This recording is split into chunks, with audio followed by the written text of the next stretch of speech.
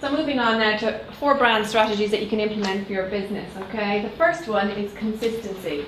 And for a cohesive brand, consistency is a must, okay? That's what helps us with the repetition, the recall, and the trust of a brand is consistency. Consistency in your communication and consistency not just in putting your logo on a piece of material. It's actually a combination of things which we will talk about in a little bit more detail. The second, which you may not think is an obvious one to go right up there as a brand strategy, is, believe it or not, customer service, okay? Killer customer service is something there's not an awful lot of around in the world. Again, my favourite people, Apple, do it exceptionally well. And once you buy an Apple product, you have access to information and online support 24/7. This type of thing, it creates a lot of goodwill, it creates a lot of trust and a lot of empathy, and it can often be very cost effective too in the long run. Thirdly, collaboration. So we look at opportunities where you can work with other businesses to help build and expand on your own brand. And then finally, I'll share with you some resources as well around visual marketing. So first of all, brand consistency. Why do we need consistency? Well, consistency reinforces your business character and clarifies your offering.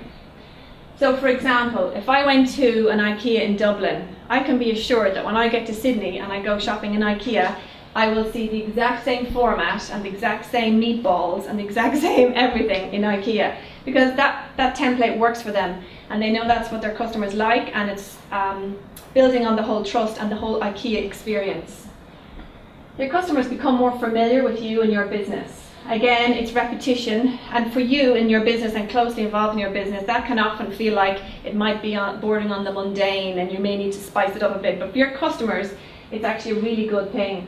You can have different formats of the same message, okay, and different visuals, but ultimately it creates a big umbrella effect on your brand. Customers also engage more, and they're more likely to become long-term loyal followers.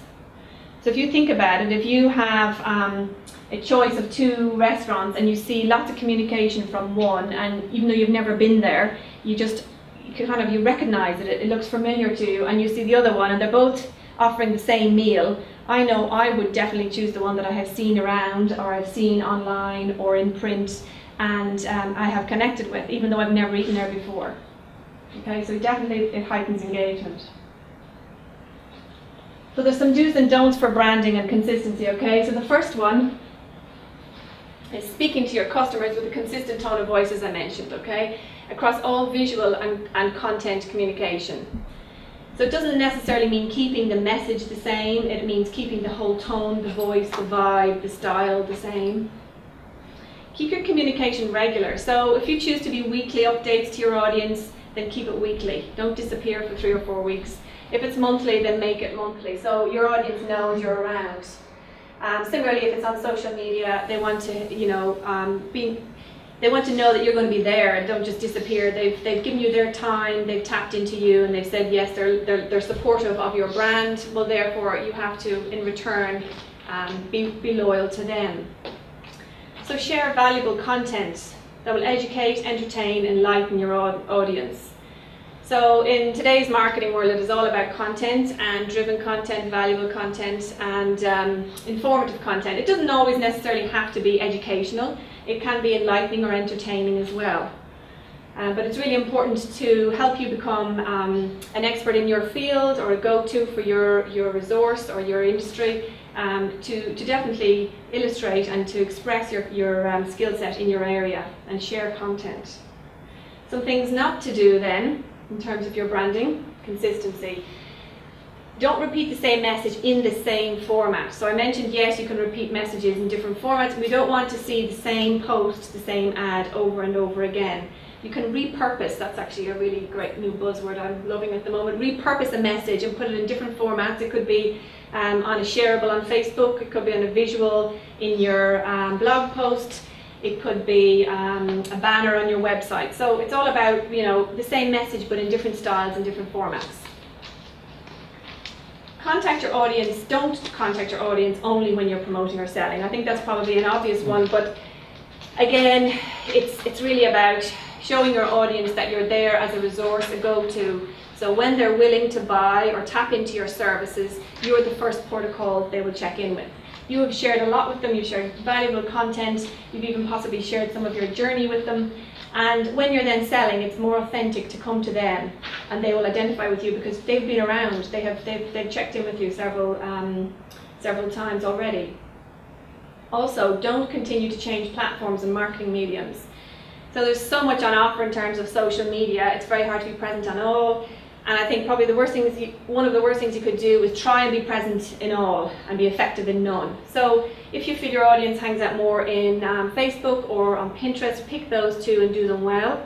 If it's Google Hangouts or Google Plus or whatever else other platform that works for you, just be a master in that one platform or two platforms. And then you can grow and expand from there. The second up for your brand strategy is killer customer service. It's all about going the extra mile and making your customer feel special. Who doesn't like that experience when you purchase something? It impresses your customer and it develops brand affinity, that lovely affinity word there. And that's all about loyalty and repeat business and building relationships and trust and empathy. I would suggest here the bad experience turned awesome can actually be more valuable than a good experience. Okay, I'm not saying you create a bad experience, but if it does happen in your business, there is an opportunity to turn that around. I experienced that recently when I had a party organised for my daughter, and I broke my leg, and I had 15 kids arriving in about I think it happened just about 2 days before. So I got online and I found a fairy party planner, so she came anyway, and I thought that was the answer to all my problems, but I think about her fairy rings were the only thing that she brought because there was zero personality, and the kids were entertained by me and the mums rather than this fairy that I had paid to do the job. So needless to say, I was very upset about the situation. I rang the organizer who I made the booking through. And the next day, we had a knock on the door, and there was a fully kitted out fairy with a big bunch of balloons and a present to apologise to my daughter, Ava, for her experience and to believe in fairies that they do have bad days too. And needless to say, I've recommended that particular business to many people as a result, because after talking to the organiser as well, she explained to me the situation and circumstances, and these things do happen. But from that, my customer experience definitely was turned into a positive one. Mm-hmm. So everybody is time poor these days. If you can spend that extra few minutes looking after your customer, they will likely share this positive experience on social media. So everybody loves to feel that they're getting something a little bit special, okay? That could just be, a thank you card in the post. It could be a personal written note, especially gift wrapped products. The list is endless how to apply it to your business. And really, I think that really captures a lot of what customer service is about. Time poor, because people don't have time to implement it, and that's really why corners are cut. So if you can focus on offering some of your resources to customer service, that's where I think the longevity is in terms of building your brand and what you'll be remembered for. Word of mouth. Word of mouth is a major driver for small businesses and startups. It's really where a lot of our business comes from. And people love to share with their friends new products or services that they have tried, okay, and that they must try. So this is something you do need to tap into and build upon. It's a great opportunity, and you want to give your customer an opportunity to share the good news about your business. So you can surprise and delight customers for minimal cost, which will inevitably generate positive word of mouth. So as I say, it's really about a simple phone call or something in the post, snail mail, that may not, how many of us get a beautiful original mail anymore other than bills in the post. So it's about, going outside the box, thinking a little bit further in terms of what your customer will really remember you for.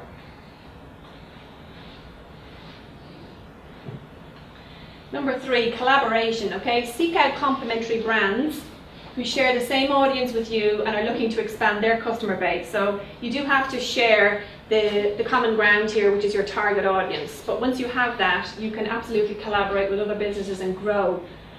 Currently, we see it a lot in the fashion industry where designers partner with high streets, okay? That's, I guess, on a larger scale, but I mean, even, you know, on everyday businesses you see, for example, some photographers here, you might partner with a makeup artist if you were doing, you know, family portraits or wedding shots or something like that. So for example, for me, I found it very productive to partner with coaches, life coaches. So we tap into the same audience of startup businesses or mums starting off their business, and, you know, it works quite well there. So partnerships can help both brands boost awareness and attract new audiences whilst boosting your sales. And that's really ultimately what you want to do. It's an opportunity to bring fresh ideas to the table and see things from a different perspective. So when you're collaborating with somebody, you get to see things from their perspective, you get to think outside the box. And it's amazing when you step outside of your business, how you see your business from their perspective. And I guess it's a fresh set of eyes, isn't it, on business, and it's a new way of looking at things.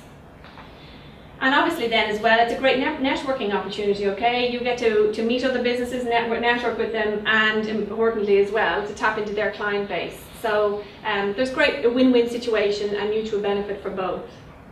And really on the point of collaboration, it just takes a little bit of effort. You just have to put yourself out there and actually put together a proposal to approach somebody that you feel, you know, could work well together with. So finally then, as I mentioned, online resources, okay? This is just a great one to tap into, to put some life into your online presence, to expand your visual marketing, your content marketing. I'll do a run through them. But really at this day and age is no excuse, because a lot of this stuff is free. So I mentioned the PicMonkey one, which is where I did my perfect customer profile. I also do a lot of my shareables or visual content for my social media on that as well. It's basically a free version of Photoshop, a lot simpler, more simplified, but it works for me, and you know, I'm sure for you guys too, you could give it a try.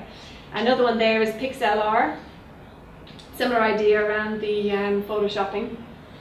So for stock images, it's quite a sensitive area in terms of copyright and, you know, royalty fees, so it's important to be careful there. Pixabay is a great one. It's actually there's a lot of free content on there, and free stock images. You know, once you buy your stock photo, absolutely have the rights to use it, but there is a lot online of use of images that really people do not have permission to recirculate, so just be careful in that area. And it's also, you know, about respecting, you know, the photographer's work and not, you know, using information and images that really don't have permission to, but Pixabay is a good one for free images. Okay, if you're into developing videos, there's a good one there, Animoto, for that, and that's also free. There's limitations, I think, and then if you want to expand the video size, I think you have to do some subscription fees. Now, presentations, because of the audience, I thought it's important to highlight. I know I did mine in PowerPoint. Some really great creative ones are Neurally and Prezi. I've had to play around with these guys. I'm just not fully proficient in them, so they're really good. And Screenomatic as well is where you can do your voiceovers. These are all good tools for if you're tapping into maybe different business offerings on your site, maybe e-courses or webinars, things like that.